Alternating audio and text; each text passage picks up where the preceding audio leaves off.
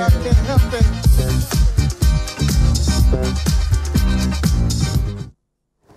alaikum, salam alaikum, bienvenue dans votre émission Oussama Live. Ça fait super plaisir de vous retrouver. Il fait chaud ces derniers temps, c'est pour ça que vous voyez pas ma chemise habituelle.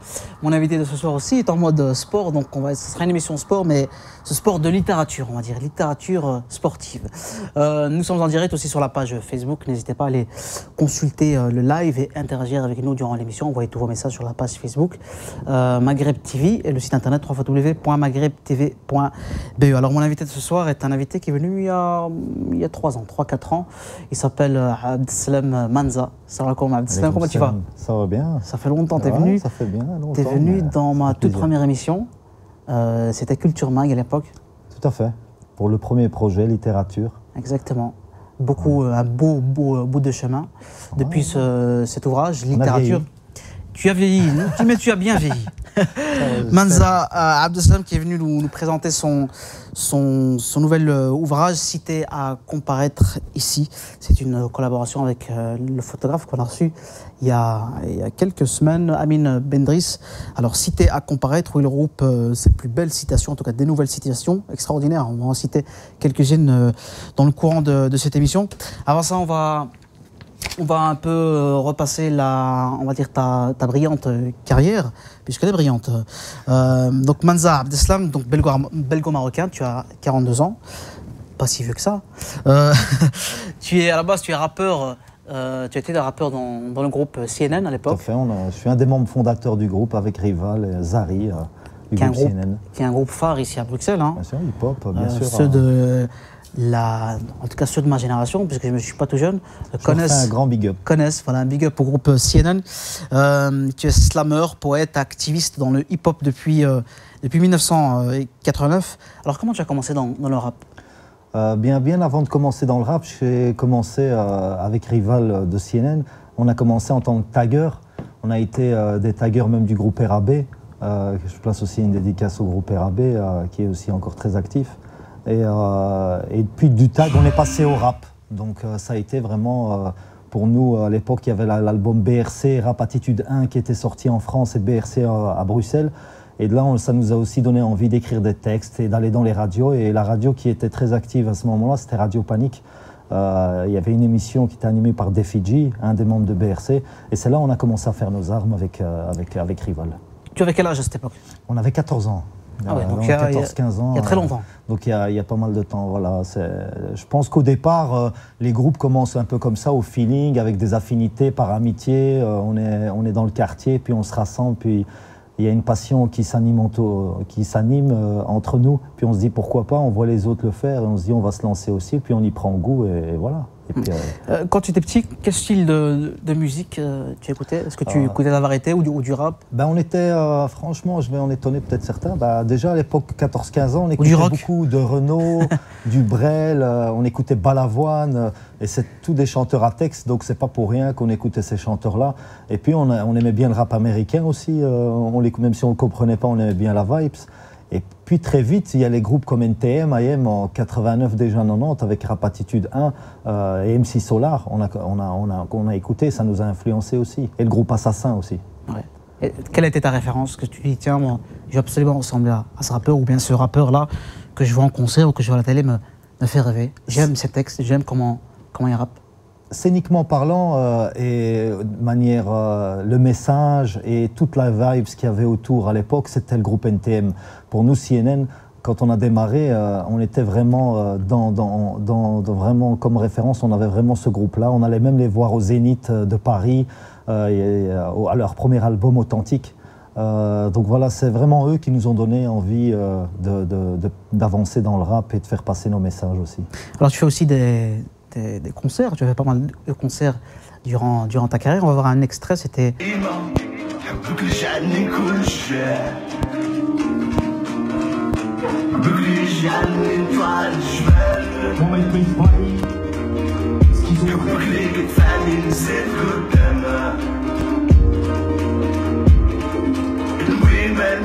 Épaule sur laquelle mes certitudes reposent.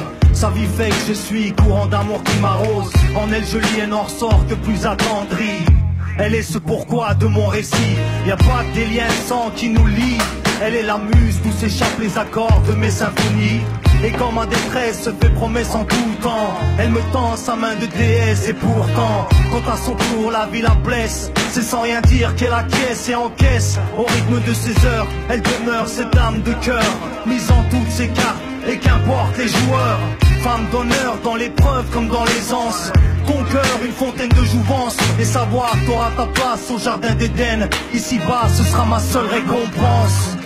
En elle rien qui ne périt, je lui ai nord sort que plus attendri. Elle est ce pourquoi de mon récit, à la vie, à l'amour, je t'aime pour toujours. En elle, voilà, c'était l'extrait du concert de Manza. C'était au Piano Fabrique, avec une palette d'artistes. Il y avait Manza, il y avait pas mal d'artistes. Amine Bendris était là, qui t'ont hors de CNN. Accompagné. Voilà. Là, c'était du pur rap. Comment tu as eu le déclic de passer du rap au slam? On va revenir un peu en arrière par rapport à ça, parce que le slam est arrivé à peu près en 98-2000 à Bruxelles, et les premières sessions slam ont été organisées par la structure Les Arts Urbains, au Botanique, à la bibliothèque de Saint-Gilles. Et en fait, ils étaient en demande de rappeurs pour qu'ils puissent monter sur scène. Et la particularité du slam, c'est qu'on doit enlever la musique. Donc on doit déclamer des textes sur scène, tout simplement. On doit se mettre à nu, sans support musical, sans DJ. Et moi, c'est ça qui m'a intéressé. Pour ceux qui ne connaissent pas, c'est quoi le slam? C'est une sorte de poésie urbaine, quoi. Tout à fait. Et ça regroupe autant des poètes, des comédiens, des élèves, des éducateurs. Sans musique. Tout le monde peut monter sur scène et faire rimer les mots. Et moi, j'ai voulu, avec ceux qui faisaient du rap à l'époque et qui ont voulu monter sur scène aussi, j'ai voulu montrer que dans le rap, il y avait de la poésie, il y avait de la recherche, il y avait du sens, il y avait une profondeur. C'est pas juste faire l'apologie du sexe et du bling-bling, mais il y avait aussi de la richesse au niveau de la sémantique. C'est pour ça que je me suis mis à faire aussi du slam. Ouais. C'est vrai qu'il y a pas mal de... On voit pas mal on va dire dans des grandes chaînes publiques, etc., plus en France, pas mal d'intellectuels, en tout cas ceux qui sont dans la littérature, dans la poésie brute et pure, critiquer et descendre beaucoup le rap et le slam, qu'ils qualifient comme un art assez médiocre et pas aussi à la hauteur que la littérature, etc. Notamment Éric Zemmour, que tu cites aussi dans ton ouvrage ici, Cité à comparaître, qu'on va citer dans quelques instants. Tu es tendre avec Éric Zemmour, on va le citer. Donc cet ouvrage, Cité à comparaître, c'est une collaboration, donc c'est un ouvrage qui regroupe tes plus belles citations, une collaboration avec le photographe Amine Bendris. Justement, comment cette collaboration s'est-elle déroulée? Comment vous avez pu vous rencontrer, discuter? Tiens, on va faire un ouvrage à deux. Eh bien, tout simplement, ça s'est fait au feeling. Moi, je marche que de manière avec affinité, avec cœur. On s'est rencontrés dans des événements, des soirées caritatives pour les œuvres humanitaires. Il faisait des photos et de fil en aiguille, je me suis intéressé à son art. J'ai été sur sa page, j'ai été sur son site.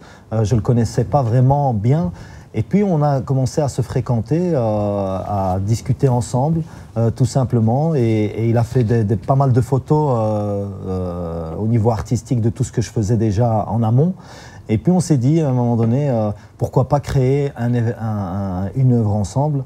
Et ce projet me tenait à cœur, j'avais besoin de visuel, j'avais envie de mettre le côté visuel, autant graffiti que photo dans ce nouveau projet. Et j'ai directement pensé à lui. Ça, c'est une photo d'Amine Bendris, le photographe, qu'on a reçu il y a quelques semaines. Très talentueux. Cette collaboration s'est très bien passée. Très bien passée, ça s'est fait, il le dit lui-même, ça s'est fait vraiment relax, quoi. On avait l'impression d'être deux enfants qui s'amusaient pour créer quelque chose ensemble. La solitude sur mon épaule, telle une montagne du Rif qui m'épaule. Ça, c'est l'une de tes citations de ton ouvrage ici. Est-ce que tu es Rif? Ma maman est Rif de l'Housseima, donc j'ai des origines Rif, et mon père est de l'Mustassa, c'est une région qui est pas loin de la région du Rif. Moi, j'aime bien aussi parler aussi de mes sources, de mes origines.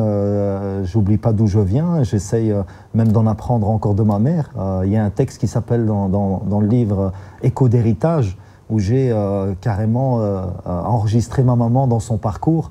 Et puis j'en ai fait un texte, parce qu'elle est analphabète, et j'en ai fait un texte de son récit à elle migratoire, comment elle est arrivée jusqu'ici en Belgique. Donc j'en apprends encore beaucoup par rapport à mon évolution et à mes origines surtout. C'est vrai que tu parles pas mal de toi, tu parles pas mal de ta famille, de ta fille. On va citer quelques de tes citations que tu as écrites pour ta fille. On n'est jamais mieux écrit que par soi-même. C'est une des citations que j'ai trouvée assez sympa dans ton livre. Tu as toujours été autodidacte, c'est pour ça que tu as écrit ça? Oui, j'ai toujours fait les choses pour ça. Je le dis souvent, je ne me prétends pas un réel écrivain ou un réel poète. Moi, je suis quelqu'un qui est passionné des mots plus. Je viens de la culture hip-hop et j'ai eu cette chance d'exploiter un maximum ma passion et de pouvoir à un moment donné me dire, voilà, je ne vais pas insulter les gens si je mets mes écrits dans un livre. Parce que moi je respecte beaucoup ceux qui ont le talent de l'humour, ceux qui ont le talent de la comédie. Je n'ai pas encore ce talent pour pouvoir le défendre. Si je le faisais, je les insulterais. Mais au niveau de l'écriture, j'ai essayé de travailler depuis maintenant une vingtaine d'années et je me dis, voilà, il était temps de mettre ça dans un livre et de le partager aussi à des gens, autant quand je me prépare pour monter sur scène. Moi c'est vraiment un travail de passion, de travail au jour le jour. Comme dit Brel, c'est de la sueur. L'écriture, c'est de la sueur. Ça tombe pas du ciel. Il faut l'exploiter, il faut travailler. T'es un peu modeste, t'es un peu dur avec toi-même. Tu dis t'as pas de talent, t'as un talent d'écriture, mais t'as pas un talent humoristique. Tu en as un parce que si, justement, ce qu'on disait sur Zemmour, tu dis Zemmour n'est pas un malade, même la folie l'évite. C'est drôle comme phrase. Et ça, c'est un peu la réponse que tu veux apporter au mépris qu'a Éric Zemmour à l'art, on va dire, urbain. Oui, il fait partie de ces gens. Pour moi, quand j'ai cité Éric Zemmour, parce qu'il avait attaqué aussi Youssoupha, et il a eu un gros procès avec Youssoupha à plusieurs reprises. Youssoupha lui a répondu via aussi un morceau qui est très beau. Pour moi, c'est même pas attaquer Zemmour, c'est attaquer une mentalité, une manière de penser et de faire que je combats depuis même mes 14 ans. Les gens qui classent les autres, qui les dénigrent et qui les rabaissent parce qu'ils sont de telle culture ou de telle évolution, de telle classe sociale, il fait partie de ceux-là. Donc moi, à partir du moment, je vais lui lancer une petite quenelle humoristique, parce que je trouve que même l'attaquer directement et l'insulter, ça serait tomber plus bas que lui. Donc voilà. Quelles sont tes inspirations? On voit que tu parles beaucoup de ta famille, de ta maman, de ta fille notamment. Est-ce que tu as d'autres inspirations? Oui, bien sûr. Je suis quelqu'un qui est une éponge. J'aime bien aussi parler de tout ce qui me touche. Par rapport à l'actualité, il y a des textes qui traitent des attentats, la violence, les quartiers, tout ce qui s'y passe. En tant qu'éducateur aussi, parce que je suis éducateur, je donne beaucoup d'ateliers d'écriture, j'en ai parlé aussi dans un texte. C'est vraiment une visite un peu guidée de tout ce que j'ai vu, tout ce que j'ai vécu ces dernières années et tout ce qui m'a touché. Autant ça peut être par le biais de l'humour, de la revendication, de la colère, de la tristesse, que j'ai essayé de mettre ça dans ce livre. Alors justement, tu as anticipé ma prochaine question. Tu es éducateur, donc tu donnes des ateliers d'écriture. L'écriture, pour toi, c'est une réelle passion. Donc tu écris et tu essaies de partager ton art pour les jeunes et moi jeunes. Bien sûr. Pour moi, le caractère social, je ne peux pas le dissocier de l'artistique. J'essaye de mettre mes atouts artistiques au service du social. Et donc, je suis éducateur déjà depuis plus d'une quinzaine d'années sur Bruxelles. Je monte beaucoup de projets avec les jeunes, en intergénérationnel aussi avec les parents et les jeunes. Et en même temps, on m'appelle dans les écoles, un peu partout maintenant, depuis des années, pour donner des ateliers d'écriture dans les écoles, les associations, les IPPJ, donc à titre personnel. Donc, je prends même congé pour pouvoir le faire, mais c'est un plaisir. Je découvre d'autres jeunes et on crée plein de choses. Et c'est ça aussi, moi j'aime bien léguer. J'ai pas eu cette chance, à 14 ans, on n'a pas eu cette chance avec Rival d'avoir quelqu'un qui nous a permis d'avoir des ateliers d'écriture. Aujourd'hui, comme on a eu cette chance, moi j'essaye vraiment, et je fais partie de ceux qui essayent de léguer aux autres. Ne te marie pas, mieux épouse l'amour. C'est une phrase de célibataire, ça. Non, ça peut être général aussi. Hein. Ça peut être aussi général de ne pas se marier. Aujourd'hui, il y a tellement de choses qui font que ça tombe très vite dans des divorces.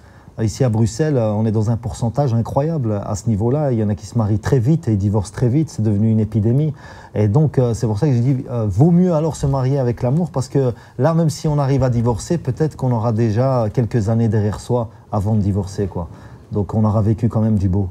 En tout cas, toi, tu es donc marié à la rime jusqu'à ce que l'encre nous sépare. C'est difficile de percer en tant que slammer?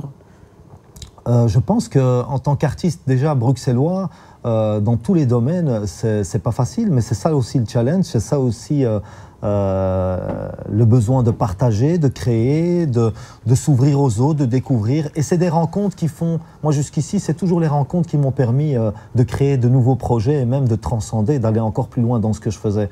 Je crois en cela. Après, la réussite... tout est relatif. Il y en a qui sont déjà très hauts et quand on leur pose la question, nous quand on est de l'extérieur, on se dit ah ben il est quand même loin maintenant, c'est super, c'est un footballeur professionnel et lui pour lui il n'a pas encore réussi. Donc il faut savoir se dire comme on dit alhamdoulilah et puis après c'est que du bonheur si on garde cette optique là. Il faut garder la tête sur les épaules, je pense. Comment tu trouves, tu as de très belles situations, drôles, d'autres plus sérieuses, d'autres plus émotives. Comment tu trouves une citation? Est-ce que ça vient spontanément? Est-ce que, je sais pas, moi, tu es dans un lieu public, dans le métro, et tu dis, tiens, j'écris, j'ai un post-it ou j'ai un carnet. Comment ça devient? Ça vient vraiment, comme tu as dit, tu l'as dit toi-même, c'est le spontané. C'est des fulgurances, en fait. On appelle ça, dans le jargon du rap, les punchlines. Eh bien, c'est tout à fait ça. Des fois, je me retrouve même avec mon GSM sur Facebook et d'un coup, j'ai une citation et je la partage. Elle me traverse l'esprit ou bien sûr, ça peut être nourri par un ancien vécu, un vécu qui est déjà lointain et puis ça donne naissance à une petite citation. Mais c'est très très large. Et puis aussi, c'est par rapport aux gens que je vois autour de moi. Moi, je suis quelqu'un qui scrute beaucoup. Et puis, des fois, on pense que la citation, elle m'appartient, mais en fait, je me suis nourri de cas externes. Où est-ce qu'on peut se procurer ce... Eh bien, il est déjà on essaye de le diffuser un peu dans toutes les librairies autour de Bruxelles et en dehors de Bruxelles. Là, maintenant, il est à la Passaporta, à rue Antoine Dansart. C'est une grande librairie, c'est la librairie internationale de la littérature. Je suis content qu'il soit là-bas. Rue Antoine Dansart, numéro 46, à 1000 Bruxelles, c'est pas loin de la Bourse. Il est aussi au Brassard Café, sur la place communale. Café de Mohamed Ouacham. Voilà, sur la place communale même. Et il est aussi à Maelstrom, librairie, c'est à Etterbeek, c'est chaussée d'Ouavre, c'est près de l'espace Sangor, place Jourdan. Donc voilà, il y a 2-3 lieux déjà où le livre est disponible. Et puis par mail aussi, on peut me contacter via Facebook et je peux aussi l'envoyer sans souci. Manza, la suite, c'est quoi la suite de ton aventure, eh bien, des projets à court ou à long terme? C'est déjà continuer à promouvoir ce projet dans les écoles. J'ai une rentrée assez chargée parce que je vais donner beaucoup d'ateliers d'écriture, même durant ces vacances. Et je suis en écriture d'un one-man show rap slam. Donc voilà, je vais monter sur scène avec ma facette slam, ma facette rap et créer carrément une mise en scène avec un metteur en scène. On va essayer de faire ça pour 2018-2019. Ah bah, tu viendras ici avec plaisir, comme tu es toujours le bienvenu. Donc on rappelle un peu, voilà, Cité à comparaître de Manza Abdeslam. Donc voilà, c'est une collaboration avec Amine Bendris. Il y a de très très belles photographies. Voilà, l'image est à l'écran. N'hésitez pas à aller sur Facebook. Vous pouvez procurer même par message. Ici, on est à Bruxelles. Les artistes sont très très, on va dire, accessibles. Voilà, il n'y a pas de...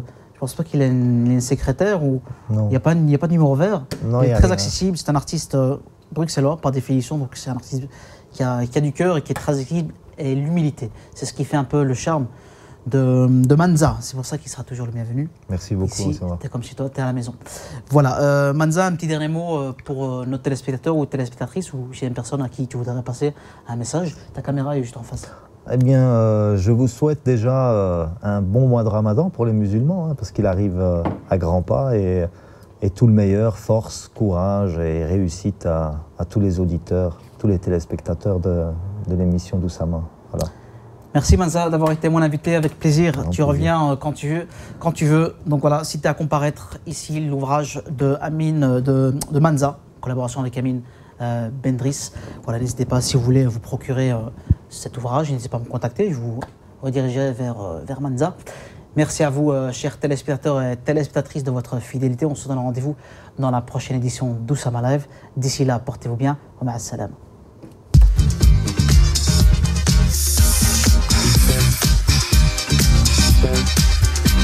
I don't wanna be afraid, but I can't help myself.